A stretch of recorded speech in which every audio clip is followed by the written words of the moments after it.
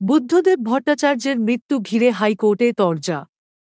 ছুটি কেন্দ্র করে কোন্দল আদালতে বৃহস্পতিবার না ফেরার দেশে পাড়ি দিয়েছেন পশ্চিমবঙ্গের প্রাক্তন মুখ্যমন্ত্রী বুদ্ধদেব ভট্টাচার্য। এবার তাঁর মৃত্যু ঘিরে কলকাতা হাইকোর্টে তরজা। প্রাক্তন মুখ্যমন্ত্রীর মৃত্যুতে ছুটি দেওয়া হবে নাকি হবে না তা নিয়ে দ্বিমত তৃণমূল বিজেপির।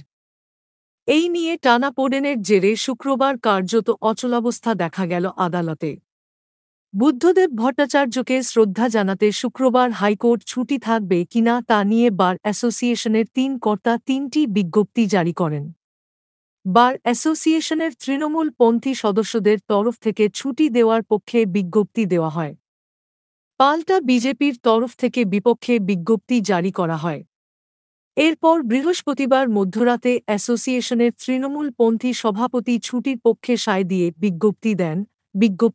পাল্টা বিজ্ঞপ্তির জেরে প্রাক্তন মুখ্যমন্ত্রীর মৃত্যুর জন্য আদৌ ছুটি রয়েছে কিনা তা নিয়ে সংশয় দেখা দেয়।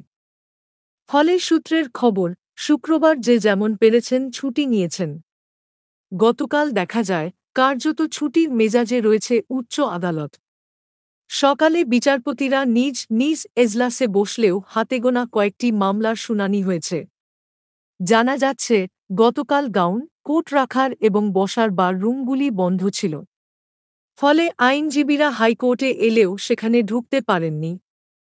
এদিকে আদালতে এই অচলাবস্থা তৈরি হওয়ায় ন্যায় বিচারের আশায় আসা বহু মানুষকে খালি হাতে ফিরে যেতে হয়েছে। সম্পূর্ণ বিষয়ে রুষ্ট বর্ষিয়ান আইনজীবী, বিচার বিভাগের অফিসাররাও। শুনানি থাকার কারণে অনেকেই গতকাল হাইকোর্ট এসেছিলেন। তবে অচলাবস্থার কারণে আদালতে সেভাবে কাজ হয়নি। ফলে হয়রান হতে হয়েছে তাঁদের। অনেকের মতে, প্রাক্তন মুখ্যমন্ত্রীর মৃত্যুতে ছুটি দেওয়া হবে কিনা তা নিয়ে যেভাবে বিভাজন সামনে এল, তাতে আগামী দিনে আইনজীবীদের উন্নয়নে বোর্ড একযোগে সিদ্ধান্ত নিতে পারবে তা নিয়ে প্রশ্ন থেকেই যাচ্ছে।